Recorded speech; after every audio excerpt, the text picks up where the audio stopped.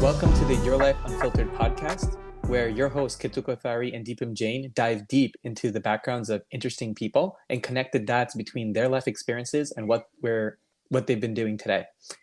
I want to introduce our guest for today, Roshan Joshi. Roshan, if you want to quickly introduce yourself. Hey, how you doing, Ketul and Deepam? Thanks for having me on. My name is Roshan Joshi. I am a real estate investor. I have multifamilies along with a wholesale business and a team. Along with that, I am a connector of sorts. I run a community called XV Community, where we connect a bunch of real estate investors every single week to give value and provide value to each other. And yeah, I'm really happy to be on, man. And thank you for inviting me, guys. All right, fantastic. Okay. So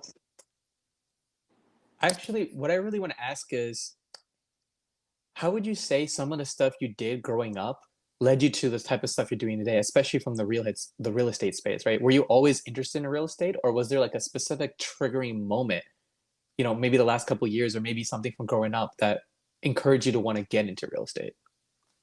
So, yeah, no, real estate was not an interest of mine at all growing up. Did not care at all. Didn't even think about it really. Um, but my father was a businessman. So my father being a businessman, he was a grinder, bro.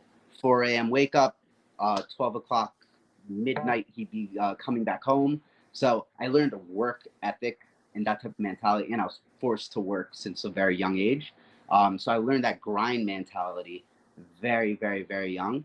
And then recently, I want to say maybe 2 years ago, I had a shift of thought process um, where I saw real estate. I thought about building for the long term.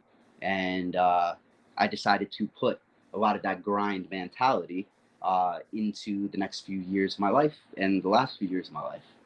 So I think that, in a sense, my father, in a sense, and his work mentality and his business mind, those were big experiences for me, or inspirations for me to go and take an experience on leaving corporate, starting my own business, and trying to thrive instead of survive.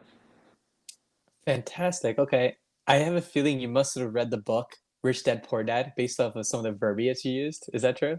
Oh, I mean, Rich Dad was definitely a fantastic foundation. I know it was a lot of people's light bulb moment.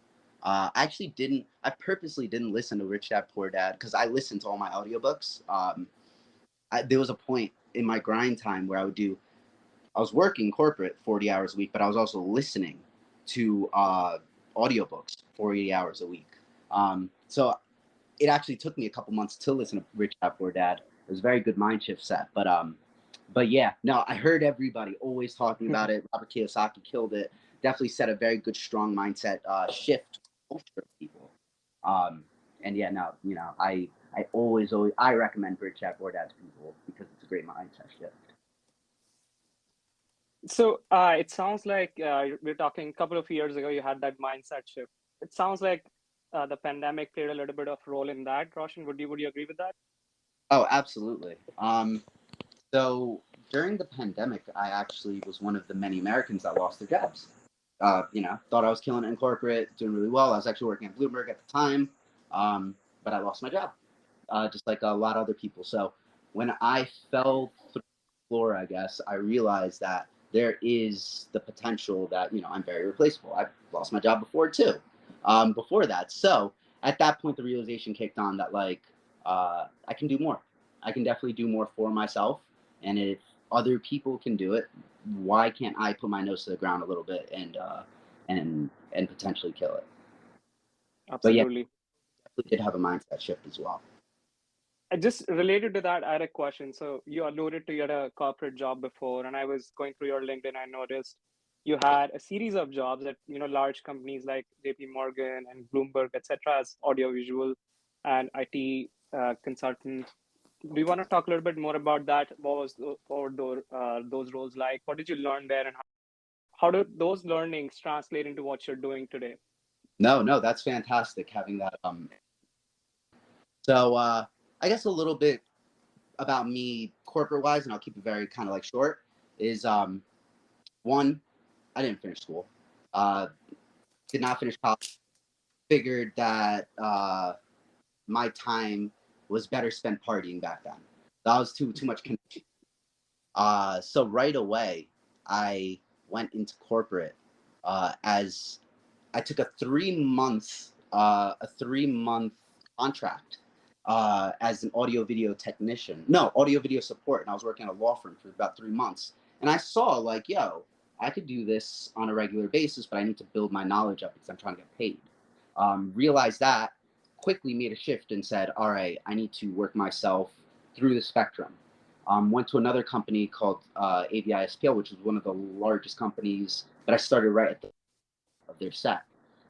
Started as technician 1, grew to an engineer quicker than anybody's ever grew to an engineer in that company, just through self-learning and self-knowledge and giving myself experiences. And then from there, I went over to Burberry corporate, but I was the audio video manager for North and South America. I was running teams, so on and so forth. It was fantastic, a lot of work. I actually met my wife over there. Didn't date at the time, dated later on in life. But that's a story for another day. So running teams at Burberry, shifted over to, lost my job at Burberry, shifted over to a company called Convene at one point or another as a technology manager, and I worked at Bloomberg as a project manager as well. And in the middle there, I worked at JP Morgan for about 2 years as a project manager, doing like 40 projects coast to coast.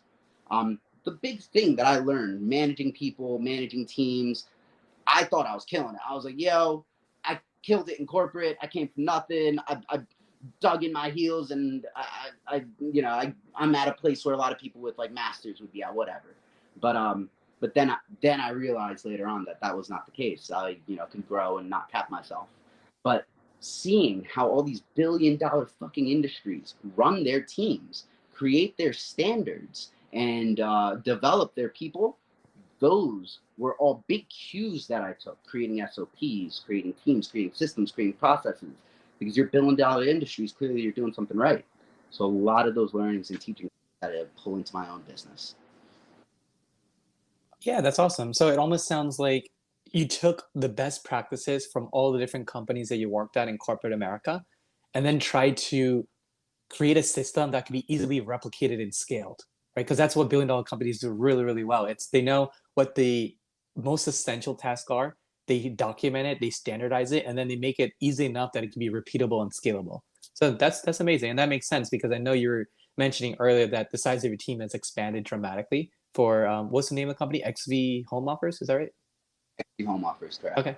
Do you have an Instagram handle if you want to plug that for the audience here? We use it sometimes. It's XV Home Offers, but you can find a lot of my content just through my channel as well, and a lot of our value comes through there as well. We should definitely start posting more of that. Cool. Awesome. Yeah. So just a quick note on that. I noticed that you didn't finish college, but obviously you succeeded really well in the corporate. So it sounds like you've always had that hustler mindset or the work ethic mindset. So just kind of trying to make the most out of what you had to offer. So it's fantastic to learn from your experience. So you started the company some time ago. Do you want to share more about that? What was the idea? How did you get the inspiration for the company, and what are you doing today? Just high level, if you want to share with our listeners. Yeah, no, absolutely, great question. So we actually started not even too long ago. We started about a year ago.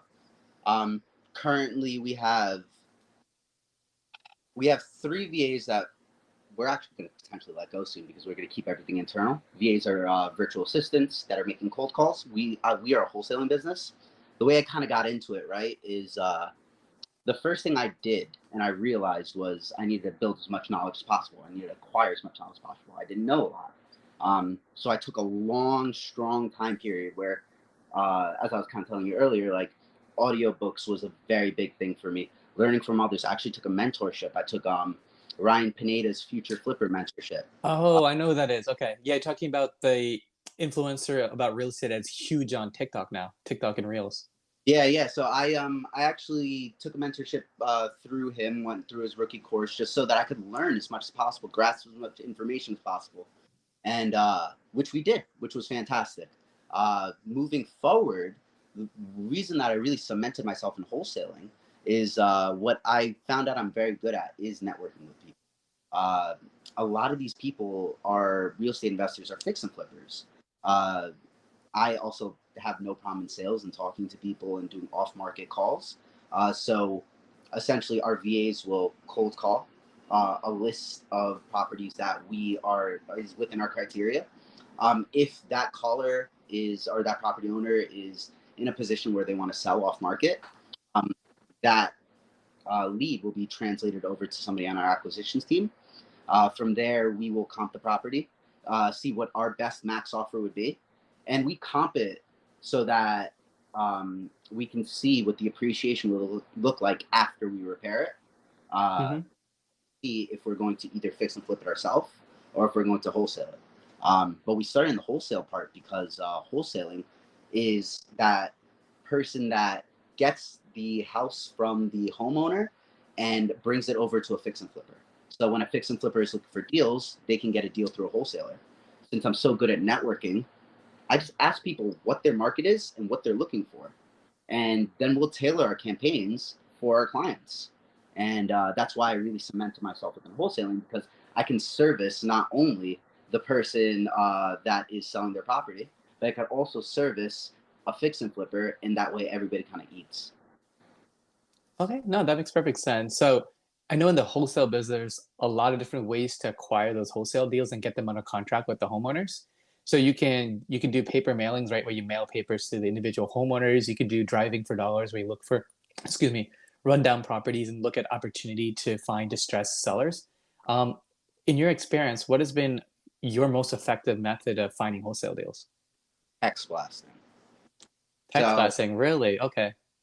beats out, yeah, at least for me and my team. A lot of different teams will tell you different. Direct mail works for a lot of people. I actually know somebody that invested in a $20,000 machine that you put a pen in it and it hand writes letters in masses so that they could do handwritten. Wow. Wow, that is That's fascinating. that's Okay. Yeah, handwritten letters. That very is unique. fascinating. So things work for different people. For us, we find that texting works very well because one, we're not selling anything, so we're not spamming. We're trying to buy something.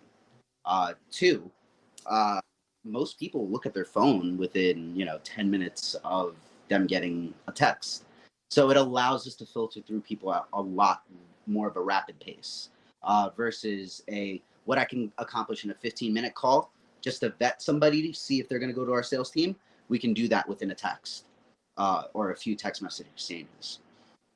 And then we actually have a team of follow-up specialists that their job is to monitor those text messages and then set appointments and calendars for our salespeople.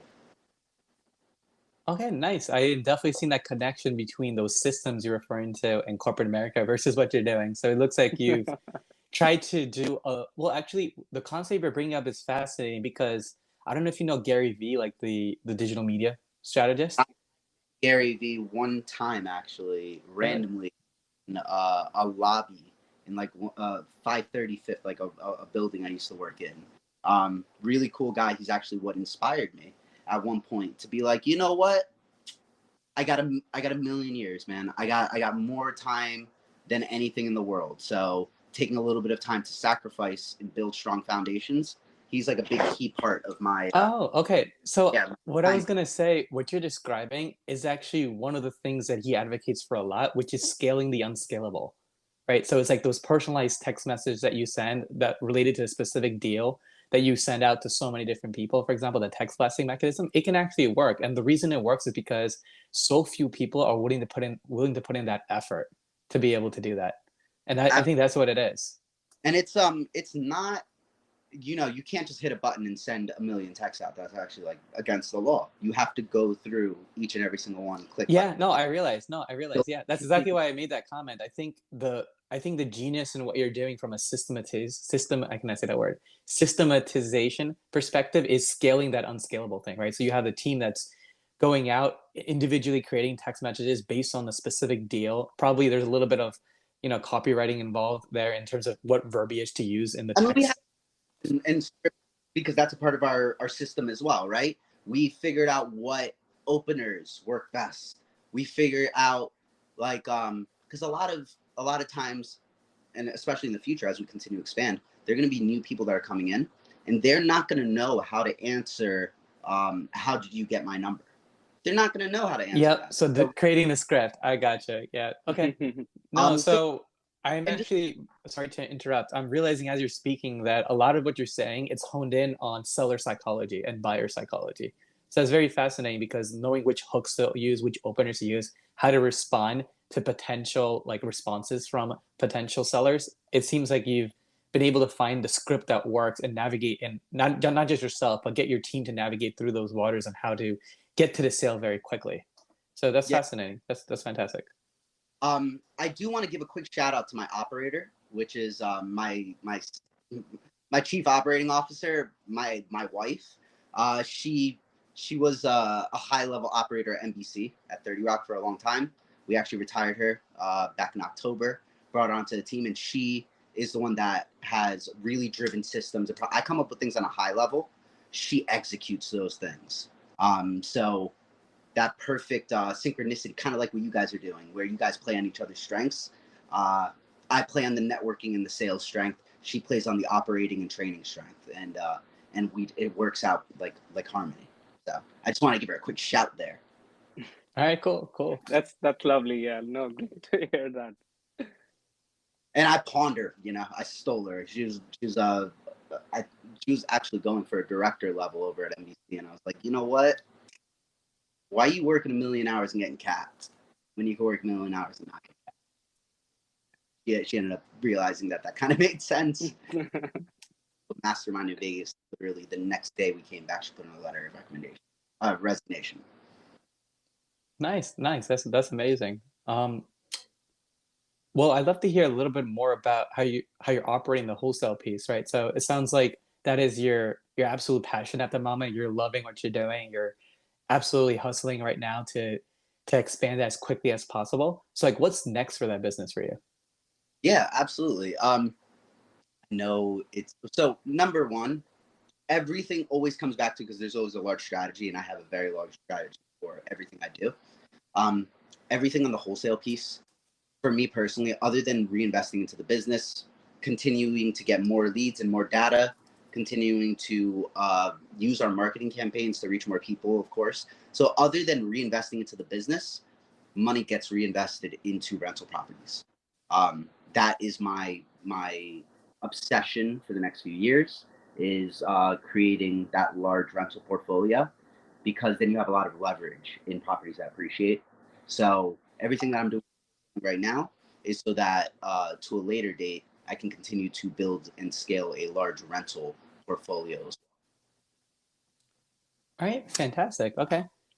Yeah, that sounds great. I have a question related to, and I recognize that you're in a different market from wholesaler perspective, but Fed has just increased the rate, right? Just a couple of weeks ago, and that has turned ship for a lot of people, and just obviously turned the tide in the homeowner space. Are you starting to feel the effects of that? How's your what's your opinion on what's coming next in like next few months? Let's say to the next few years.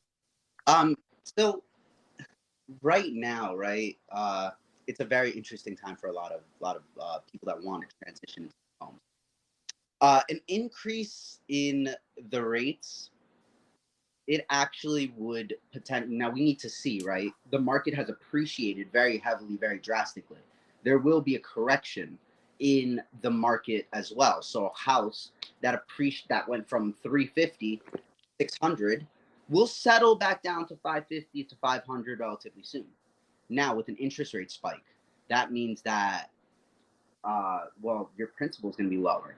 So if your principal is lower but your interest is higher, so I think it's going to kind of even out a little bit more than what people expect, because you're paying more interest, but you're paying more interest on less money because the market is. So I'm not too worried about it. I am a big proponent on, it's not timing the market, it's time in the market. If you look at things from a vertical perspective, no matter how you look at it, whether there are little dips in the middle, historically speaking, assets that appreciate always appreciate more.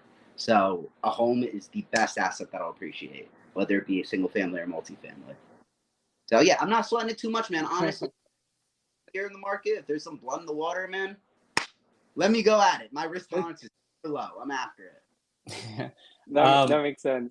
I actually think there's going to be tremendous opportunity coming over the next couple of years now. And the reason I say that is right now we're at an intermediary period where a lot of properties are still highly appreciated and there's high interest rates. And so the people that are buying right now, they may end up in distressed situations down the road because the people that are timing the market now where they're buying both at high interest rates and high dollars, that's where there's going to be a lot of distressed selling opportunity that is probably going to come up probably a year and a half to 2 years out, maybe more, when the property values start dropping, right? So no one knows exactly how much it will drop, but we know that at some point, if interest rates continue to rise, the property values will drop.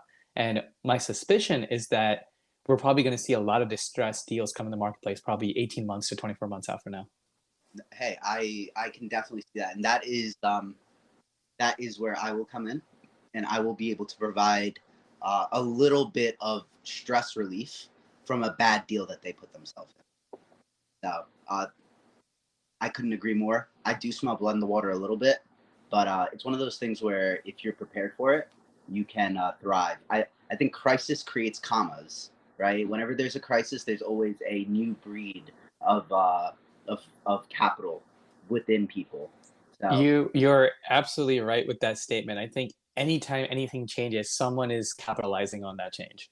It doesn't matter what the change is, right? Like historically, if you go really far back, you had the Industrial Revolution, right? Those who capitalize on that made so much money. You have, more recently, let's say it's the creation of social media. Those that capitalized on that made a ton of money. You look at the crypto market, right? Those that capitalized on that early on made a lot of money. So you're absolutely right. It's whenever there is a dramatic breakthrough change in any industry, those that capitalize on it will make a ton of money. You said it correctly, and I love how you brought up historics, right? 100%. You see it in the dot-com boom, or when people were pulling out that whole crisis. People made lifetime rental portfolios in 2008 after the adjustable rate mortgages were taking over. So 100% correct. So it's one of those things where you have to prepare. You have to prepare yourself with knowledge more than anything else. When you're armed with knowledge, you have the opportunity for action.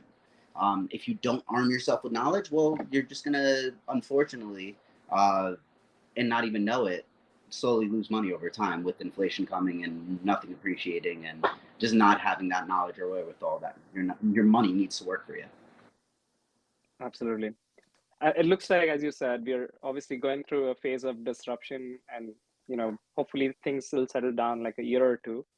I was just curious to know your perspective on what should the first-time home buyers do? Like, what should they be thinking about? Do you have any resources that you can point them against?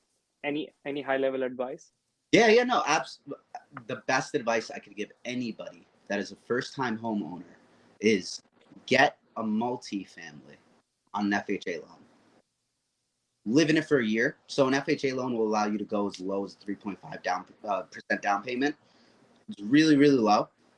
I don't suggest only putting 3.5% down if the numbers don't work out. But if you get a multifamily, you keep your cost of living very low because now you have other doors, units, other tenants, whatever, that are paying you that rent. When they're paying you that rent, it keeps your mortgage very, very low. So you're getting paid in multiple ways. You're getting paid in kind of cash flow. If you're going positive, you probably aren't going positive if you're a first-time homeowner, which is totally cool. It's way better having a $700 mortgage than a $2,800 mortgage or a $2,500 mortgage, which is actually what the mortgage on this house is that I'm now. It's about $2,500, but I'm collecting rent on one of the units and I get $1,800 on that. So my mortgage payment. Oh, nice. So you're house hacking, basically. You're already house hacking. Yeah. I'll do that once a year because you can. You have to live in the property for about a year unless you have a life change. And go to the next. Now you're slowly acquiring properties. Give yourself a few years. So instead of going, I'm going to live in an apartment for 3 more years or 4 more years, take it mentally as you're acquiring these properties. You're living in a quote unquote apartment. You're still saving money if you can have the down payments up front for it. Or you can refi a house and create another down payment. But for a first-time homeowner, you want leverage. Get a multifamily, then move eventually into a house that's going to drain a lot of your finances. And you have something that can potentially pay for a large part of your forever home. Yeah, That's fantastic. fantastic So advice. I did want to take a minute to plug Roshan's Instagram handle. So for those of you that would like to learn more about real estate hacks, tips, tricks, and basically any advice for rookies, be sure to follow at Rojo Sharp. That's ROJOSHARP. Hey, I appreciate that, man. All right. I did want to switch gears a little bit. So we talked a lot about real estate, but I know you've tried your hand at a lot of other things as well. If you want to switch gears and talk a little bit about the podcast that you operated a little while ago. Yeah, absolutely. So life is all about passions. And I believe a couple of years ago, a big passion of mine was content creation. So for a while, we actually, me and a couple of buddies of mine, came together. I was overseeing the whole thing. I was managing director, and we created a short. I guess now it was a short-term project, which was called The Commotion. We had about 17 people after everything was said and done under one umbrella, constantly creating content. We had different types of content creators. So on Mondays, we'd usually do art, where we'd have our artists hyperlapse really cool art drawings.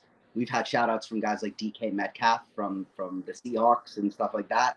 Really cool, cool highlights there.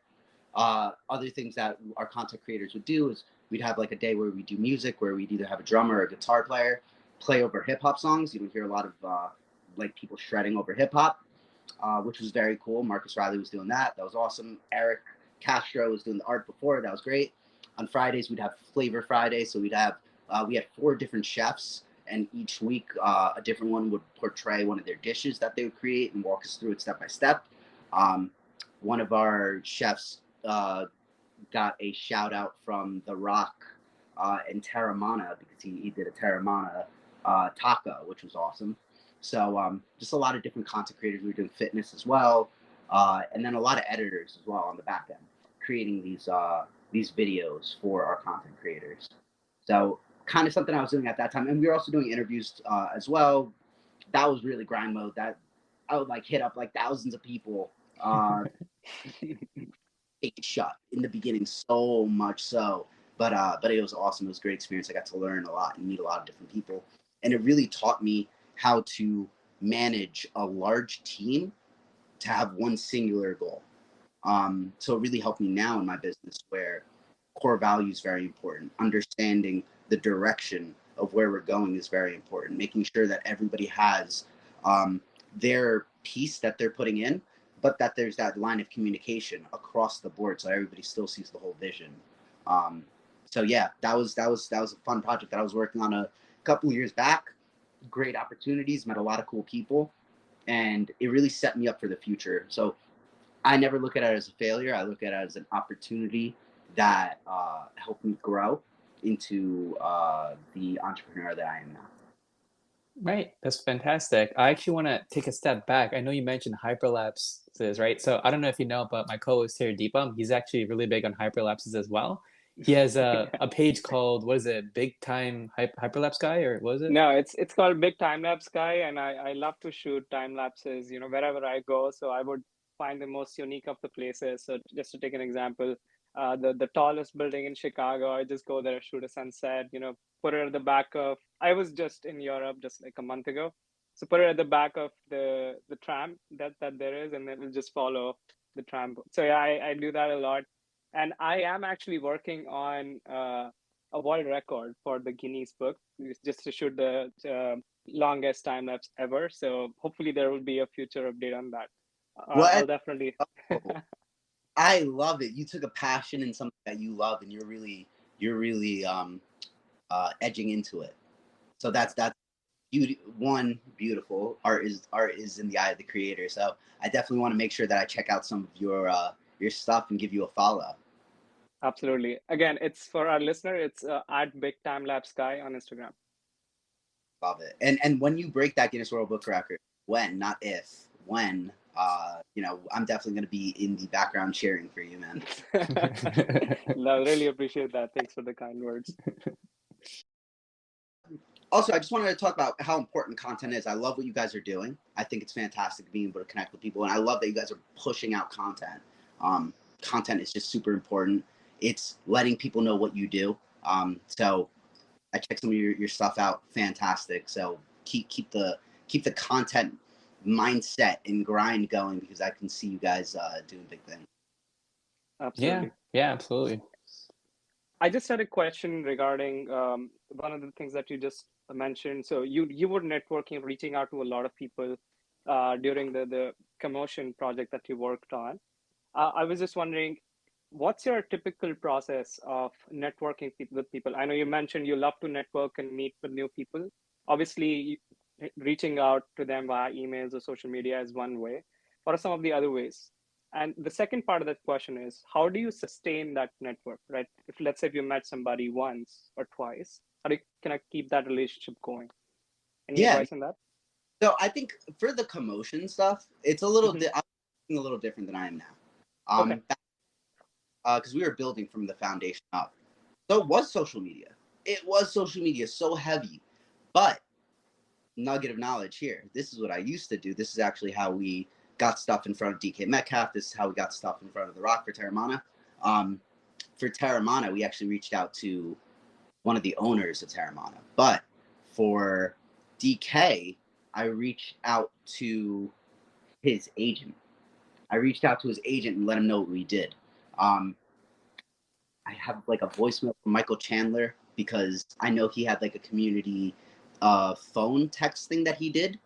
I didn't know if he'd answer or not, but I threw myself on just to see. Shot him a text, let him showed him some of the stuff we did. Um, we were talking at that point. We didn't end up doing something, but okay, because he wanted to do it in person. COVID was happening. I couldn't go to Indianapolis because that's where he was staying at the time.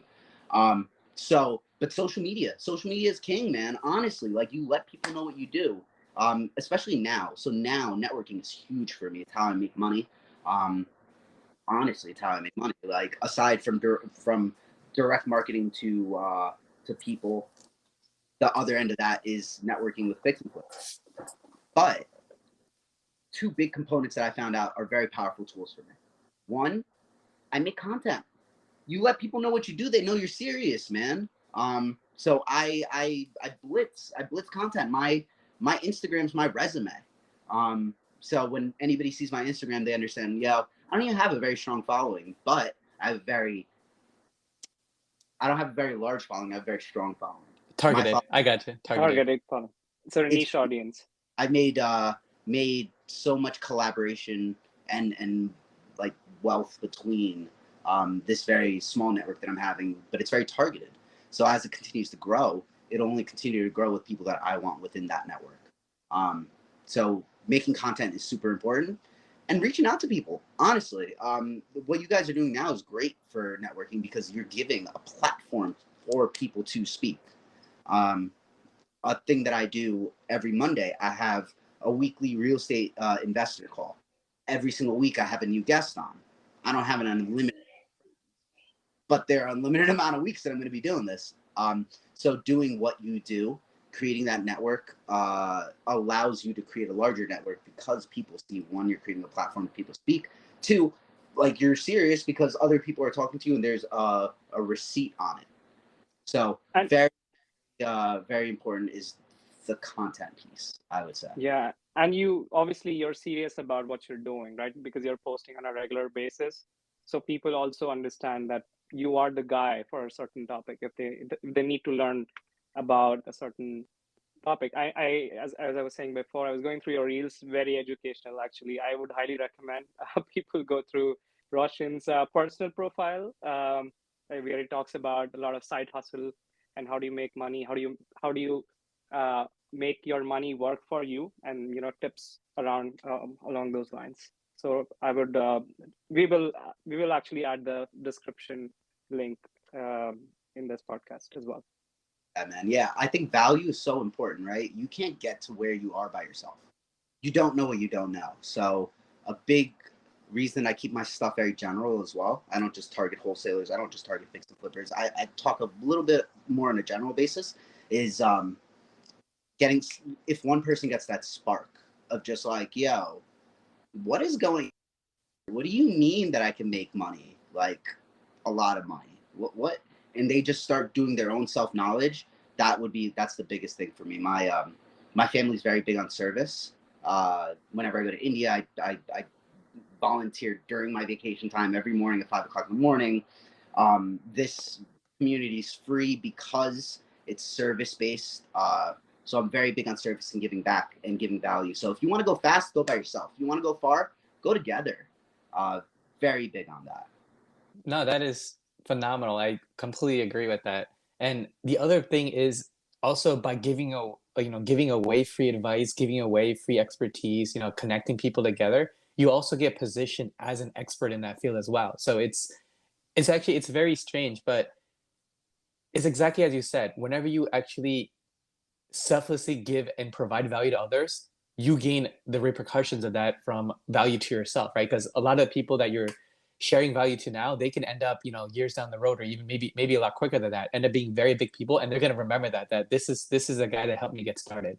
So you're building that network and planting the seeds of building that strong foundation of a network that eventually is going to become even bigger and bigger, and it's only going to help you in the long run. Absolutely. And even just the people that like don't become super big, right? That like maybe get a couple of rental properties and now they don't have to pay for their house. And they're Oh, yeah, 100%. You're right. You're absolutely right. Child. That's huge for me. It's just educating America. I grew up in that very like you go to college and you get to 9 to 5 and it's like, bro, no, there's wealth strategies out there that have been used, and it is on us to find that knowledge. So just making it a little bit easier for everybody else, because it whether I like to believe that all the grind work that I put in was easy or not, being able to have that spark, or that however I got that spark, thank God somebody else put out value and content. So I For want to sure. ask a very specific question, right? Especially because a lot of what you're doing sounds like it's a lot of hustle, right? There are people out there that do a hustle for a little bit of time and then they eventually burn out. What has been your technique to avoid that? I guess a couple of things, right? Accountability. Accountability is, well, number one, that long-term strategy, right? You got to write your shit out. Am I allowed to curse? I probably Go already ahead. did. Oh, you Go did ahead. plenty of times, but that's fine. We'll be rated as immature, so it's all good. You got to write your stuff out, because if you don't, you're not going to be able to hold yourself accountable. First thing you could do is write yourself a whiteboard. Like, get yourself a whiteboard. Another couple of things that you can do is, in the beginning, what I used to do, and I'm going back to doing this because it was actually great. I would record myself and put it as my wake up, like my ringer. So in the morning, instead of hearing like I'm hearing myself yell at myself like, wake up, it's time, you have to get this started.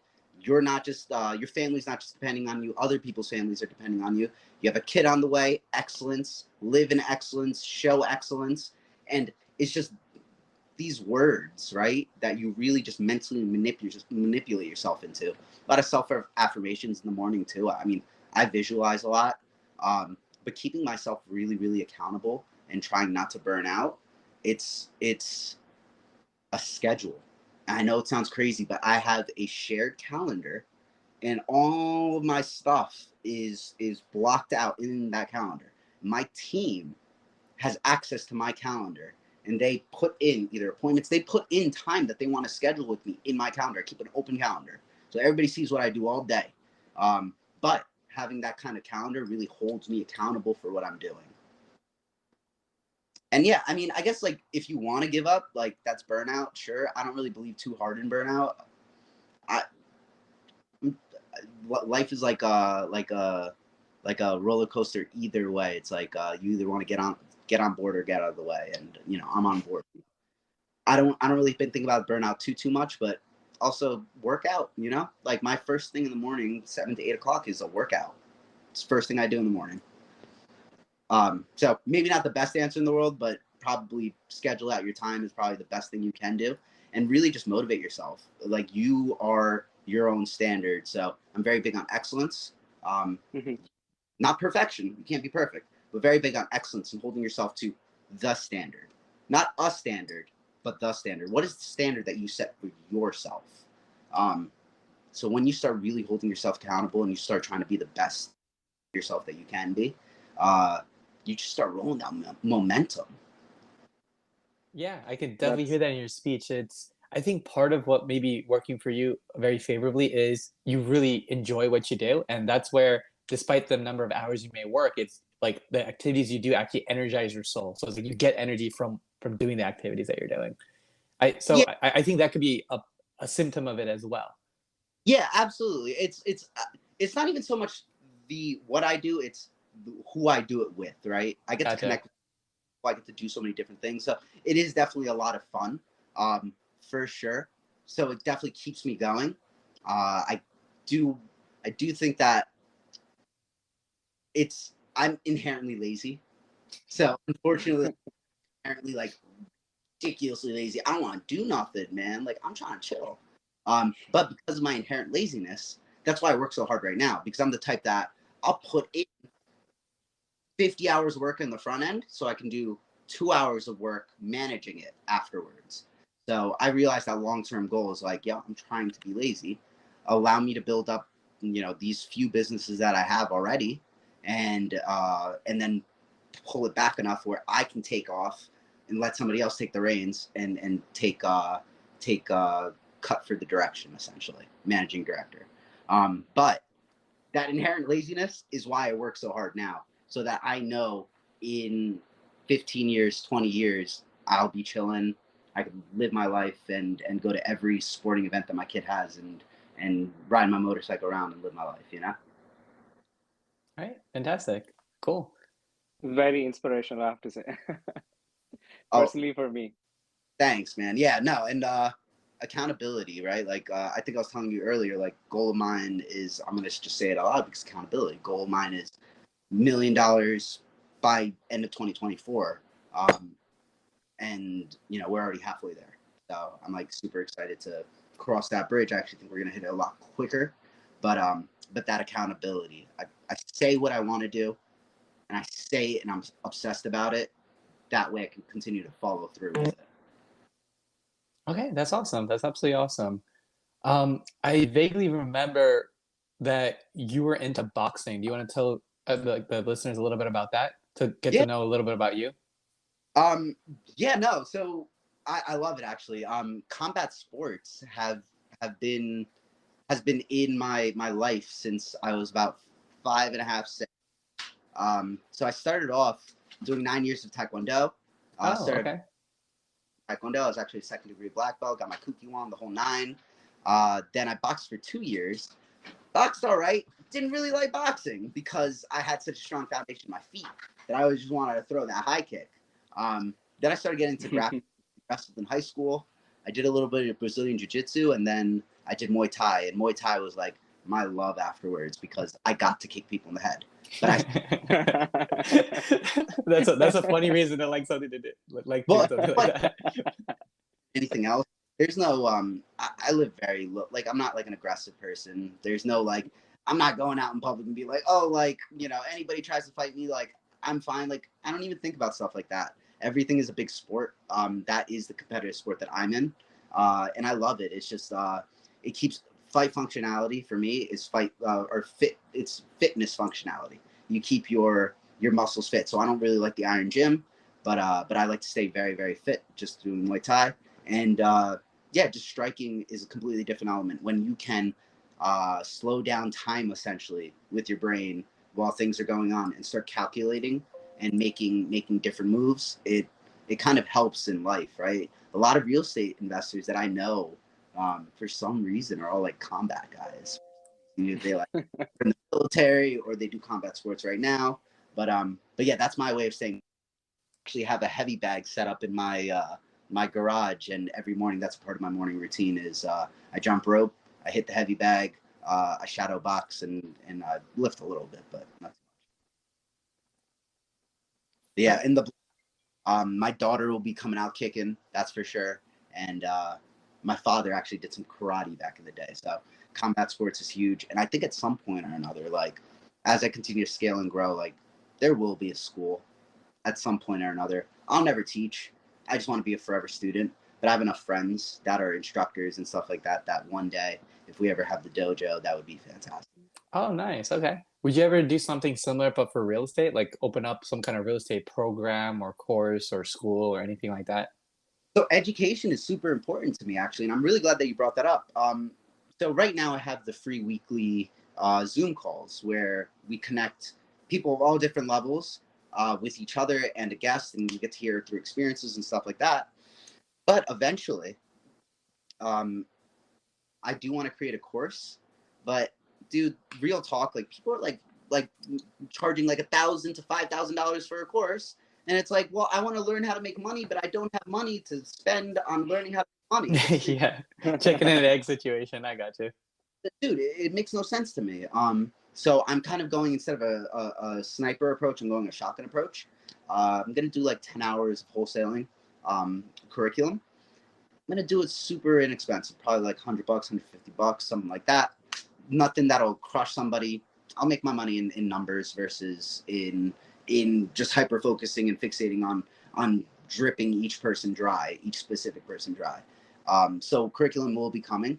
And then I also, because I have a large network, I'm going to be in a partnership with one of my fix and flip buddies, one of my friends who's nearing 100 rentals or 100 units in his rental portfolio, and then one of my friends who does mid to long term Airbnb, and we'll expand the calls. So the Mondays will always be free, but if you want to do fix and flip, you can jump on a call and have that set curriculum for fix and flip. If you want to do rentals, you can jump on that call and have a specific curriculum, so on and so forth, Airbnb and wholesale. So we're gonna hyper focus a bunch, but we're gonna do something super affordable because, like, I'm not trying to milk a rock, man. I'm trying to empower people. So people is my number one goal. I never want to step away from my core value. So yeah, curriculum will be coming on the way, but yeah, I'm not gonna bleed nobody dry. It's not gonna be nothing wild. That is amazing, and that's why our listeners should definitely follow. Whoever is interested in real estate should definitely follow Roshan. So Roshan, I want to switch gears a little bit. You want to move to the next section of our podcast. It's called Rapid Fire. So first thing that comes to your mind, let me know when you're ready, and we'll get going. Do it. All right. So tea or coffee? Coffee. Mountains or beaches? Beaches. All right. Morning person or night owl? Morning. How early do you wake up typically? Right now it's 5:45, but it depends on my days. A lot of times. That is pretty early. So I'm a night owl. I'm a night owl, so I wake up like 5 minutes before the first call at 10. Dude, I'm the exact opposite, right? Like I sleep rock, man. Like you can put me on the floor, you could put a dagger in my heart. I'll sleep through comatose. So you know what, Roshan, I'm with you. I also started waking up at like 5:45 these days. I'll see how long does that go. But anyway, what's your favorite comfort food? Ooh. You know what? I do a lot of chips. Chips are nice. Any particular flavor or brand? I could do like a lime tostito, or I can do the Dorito purple bag, the spicy and sweet. My Indian side will come out then. Give me a little. So interesting story about chips, actually. So have you ever guys visited a country and you realize the chips that they sell, they taste different? So Oh, like a good example is Mexico, right? So Yep. what my brother actually brought back, he was actually in Mexico a while back, right? And he brought back some chips from Mexico, and what I realized is they taste so much better because the flavors are so unique and novel compared to the chips we eat here. So like I would recommend for our listeners here, if you guys are ever interested to try a different flavor, what you do is go to like a local like Mexican restaurant, like not restaurant, a local Mexican grocery store, because they have a lot of imported chips from over, from Mexico. So if you guys are ever looking to try something new, I highly recommend it because some of those chip flavors, they're just absolutely delicious. good to know. My wife is Mexican, actually, so we always do the soda comparison. So we'll do the Pepsi from Mexico versus the Pepsi from America, and then the Pepsi from India. It's that sugar, though. Yeah. Funny story. I actually used to work for Pepsi. Hey, Pepsi. Yeah. So I know all about that. It's actually the formula itself is different. It's not just the sugar. The proportion of the ingredients is actually different, and the reason they do that is because it's all cost oriented, right? So they use very high cost ingredients for the U.S. and Canada formulations, but then for Mexico they use a little bit cheaper ingredients because it helps with the cost in order to make it more affordable for people in Mexico. Sheesh, give me the cheap stuff then. Yeah, I 100% agree with you. Sometimes it's the cheaper stuff just tastes better. I don't know what it is. It just has a unique, novel flavor that it just tastes better. So Well, we all know the Mexican Coke. So anyway, so coming back to the next question, it's what is your favorite virtue in others? Ooh. It's a split, man. It's a split between three things, unfortunately. I'm a sucker for empathy. I'm a sucker for integrity, and I'm a sucker for empathy. If you have high EQ, it's very important. If you can understand other people, integrity, you back things that you say, huge for me. And hustle. If you're a grinder, I just have such a soft spot and respect for people that grind. That is amazing. What is your biggest pet peeve? My big what? Pet peeve? Oh, pet peeve. My big pet peeve is, ooh, man, I'm too easy, or go with the flow. I think my biggest pet peeve would probably have to be unaccountability. I'll go easy with it. People that are not accountable to what you say, you stink. Okay. Okay, that's interesting. Um, what is something that people underestimate you for? Ooh, I, sheesh, I think everybody overestimates me. I think I guess where people can underestimate me for is big picture vision, right? I know what's in my future. I know what I can achieve, and some people can see it, some people can't. If you can't, I see. that that's your lacking of what you think I can do. Okay, last question in the series. What's your biggest accomplishment in the last 1 or 2 years? Dude, oh, I had a lot of accomplishments, man. I'm go be a kiss up to my wife and say getting married. Uh, I can. I mean, dude, honestly, I think me and my wife leaving, we're making like $250,000 between the two of us. Walking away from that and starting our business over the past few years, I think that's probably our biggest accomplishment. And outside of that, just the community I've created and just the things that I've done in this short amount of time. Um, it's wild, man. It's absolutely wild. I just didn't picture I didn't picture things moving in the direction that I wanted it to move because I wanted it to move in that direction. So Beautiful.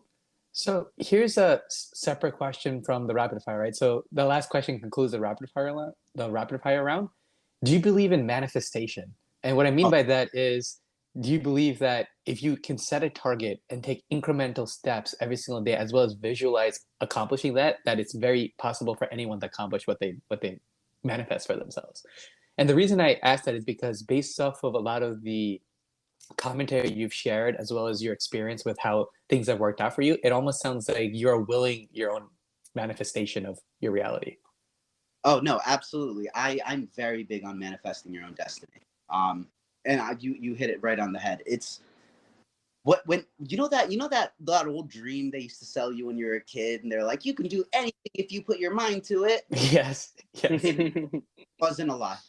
Like it was not a lie. What I have realized is when you set goals for yourself, and I love that you kind of brought up a little bit of like metrics, right?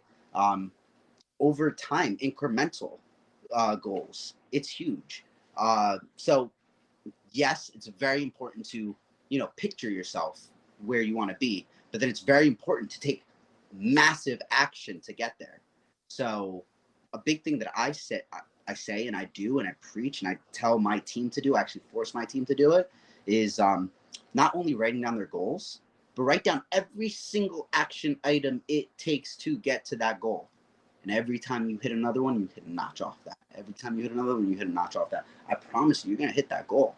Like, it'll happen because you're doing the things necessary. So yes, you can manifest your own destiny, but you got to do more than just like want it. You gotta do it.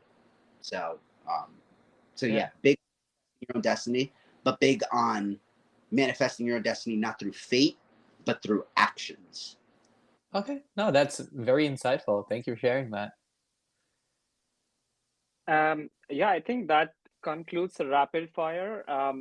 One last question before we actually wrap up our discussion. So, do you have any recommendations for our listeners? And a recommendation could be a podcast, a book, a TV series that you've watched recently that you'd like to recommend. I mean, aside from you guys, because I highly recommend you. Okay. Who do I listen to podcast wise? I mean, of course, always a good foundation is Bigger Pockets. Bigger Pockets is a fantastic place to start because you see real world people and their growth within the space and building generational wealth. I think that's huge. Also, self-growth books, right? Like, I know an old cheesy one is like influencing, how to like influence friends or how to meet people and influence friends or something along those lines. You know what I'm talking about if you know the book. Mm-hmm. Yep. Which I listened to all books, so 1930s, a little dated, but those are things that if you currently do not have like a trajectory or a thought process or like a how do I build myself up, those are kind of like good books to get you really started, good podcasts to get you started on. But really, so if you're trying to start a business, I'll tell you right now, here's game. I'm about to drop game right now. If you're trying to start a business, you listen to Traction or you read Traction. Entrepreneurial operating system will break everything down for you. You'll save millions of dollars, hundreds of thousands of dollars on the front end versus the back end. So that's game right there. If you're trying to get into real estate, Bigger Pockets, it's huge. And then if you're trying to get into any like sales, I highly suggest listening to Alex Hermosa. He has a book called The $100 Million Offer, or The $100 Million Deal. It's a really good sales book, but it's also a good like self esteem boosting book, if you will. It's one of those books that really help you try to hyper focus and understand that you can grow yourself. Amazing. So with that, Roshan, we would like to conclude our discussion. Thanks so much for joining us today and providing us such insightful bits of knowledge to our listeners and all the different facets of things that you're involved in, be it real estate, your business, as well as audiovisual technology, or just kind of general inspiration around hustle culture and kind of how you find your way through things. So really appreciate all of that. And thank you so much, everyone, for joining, and we'll see you on the next one. I want to say one more thing. If you aren't already, please like, follow, and subscribe our Instagram page at Your Life Unfiltered. We would greatly appreciate it, and we would love to be able to share additional value to all current and future listeners. I hope everyone enjoyed this podcast, and we look forward to hearing you on the next one. Take care and have a great day. Thank you, everyone.